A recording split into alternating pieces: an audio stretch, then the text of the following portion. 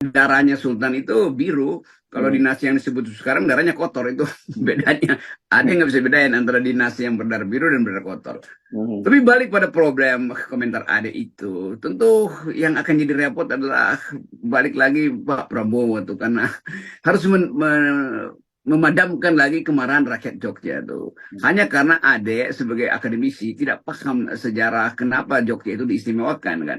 Kalau nggak ada dinasti, nggak ada keistimewaan dari kerajaan kesultanan di Jogja, maka dia nggak mungkin jadi daerah istimewa tuh. Dan kita masih ingat bagaimana juga ada satu kesepakatan bahwa kelompok etnis Cina tidak dibenarkan menguasai tanah-tanah di situ karena ada persoalan dengan semacam pengkhianatan di zaman kolonial. Itu adalah jejak sejarah. Kita nggak bisa hapus itu. Kita bisa negosiasikan dalam upaya untuk menegakkan nilai utama demokrasi. Misalnya dengan merevisi ketentuan-ketentuan semacam itu, karena mungkin sudah kehilangan eksistensinya di era keterbukaan hari ini. Tetapi menyebutkan itu sekedar dalam upaya untuk membela Jokowi, membela Gibran, itu juga konyol kan.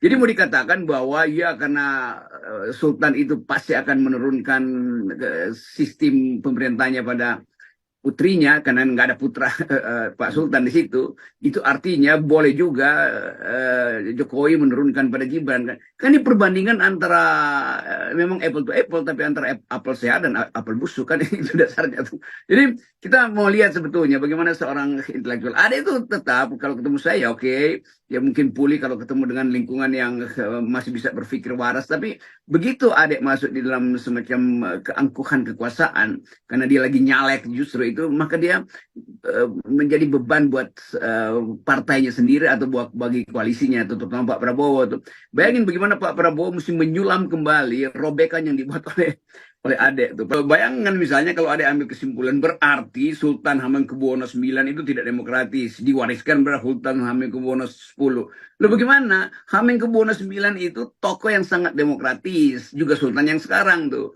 Bahwa memang ada semacam tradisi kedinastian itu nggak bisa dihindari itu. Demikian juga kerajaan Inggris.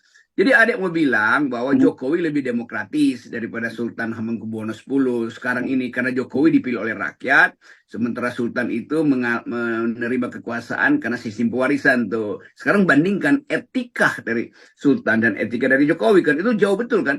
Jadi kalau Adek berupaya untuk membela Jokowi dengan membandingkan dengan Sultan, wah itu salah kaprahnya jauh sekali itu. Kita nggak pernah lihat Sultan itu melakukan hal yang sifatnya otoritarian. Sultan sangat percaya bahwa mandatnya itu datang dari rakyat, walaupun tidak melalui pemilihan umum.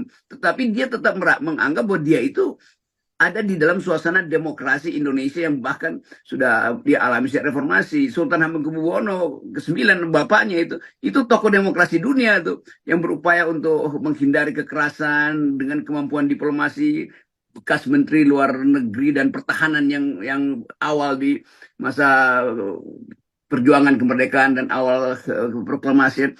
Jadi orang sekelas dia nggak paham bahwa membuat perbandingan itu bukan hanya karena ingin membela Jokowi. Jadi ada ini terlalu bagaimana coba? Jadi dia mau membela Jokowi sambil dia merendahkan dirinya kan itu. Dan buku biografinya kan Takhta untuk Rakyat. Itu bukunya Sultan Hamengkubuwono IX tuh. Dia bahkan menganggap bahwa ya Pak Harto satu periode aja saya tuh karena dia mungkin mulai berselisih dengan Pak Harto tuh menganggap bahwa terlalu susah untuk mengabdi pada negara yang dipimpin oleh Presiden Soeharto pada waktu itu karena gejala otoritarianisme mulai muncul, maka dia memilih untuk tidak dipilih lagi tuh. Tetapi Pak Harto kemudian percaya bahwa iya memang itu pilihan Sultan tuh. Dan kita semua mengerti Sultan Hamengkubuwono IX itu akan diingat sebagai orang yang tajam sekali pikirannya, pinter, dan itu kemudian berbekas pada Sultan Hamengkubuwono X. Jadi kalau kita berupaya untuk membuat perbandingan mana dinasti dan mana yang demokratis, ya pasti yang dinasti dalam pengertian buruk adalah Jokowi.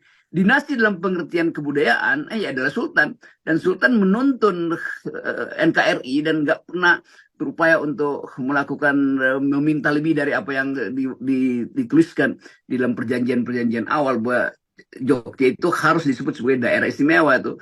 Kedudukan Sultan di situ secara administrasi juga adalah sebagai pemimpin daerah kan. Nah itu intinya tuh. Jadi udah saya anggap bahwa blunder Ade ini itu bisa bikin Prabowo itu kehilangan mungkin 7-8% suara, dan itu bahwa itu signifikan betul.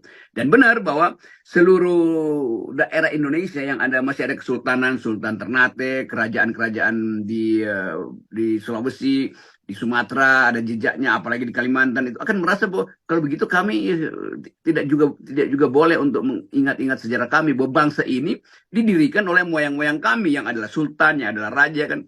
Jadi adik tidak mengerti historiografi, apalagi genealogi dari politik Indonesia yang memang sudah dari awal antropologi kita adalah seperti yang ada sekarang. Ada jejak Islam di dalam politik kita, ada jejak kesultanan, jejak kerajaan, segala macam. Jadi mestinya itu yang kita anggap sebagai keragaman, yang kita ikat di dalam sistem demokrasi.